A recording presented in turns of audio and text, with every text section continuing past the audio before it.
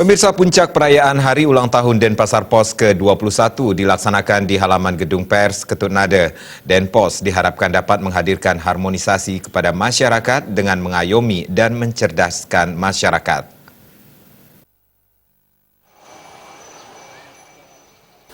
Puncak perayaan Hari Ulang Tahun Denpasar Pos ke-21 diawali sembahyang bersama yang diikuti pimpinan dan seluruh karyawan di lingkungan kelompok media Bali Pos.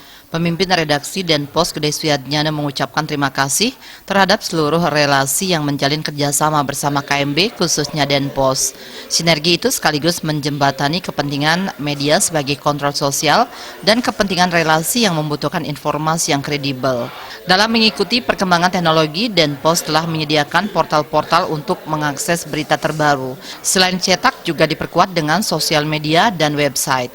Sementara itu, pimpinan KMB ABG Satria Narada menyampaikan Denpos bukanlah media biasa. Diterbitkannya Denpos 21 tahun yang lalu sebagai garda depan yang bergerak lebih tajam dalam menyuarakan kepentingan umum. Komitmen tersebut dilambangkan melalui logo Denpos yang bersosok naga. Perayaan Hari Ulang Tahun Denpos tahun 2019 memiliki momentum harmonisasi yang hampir sama saat perdana diterbitkan dan membangkitkan semangat pengabdian.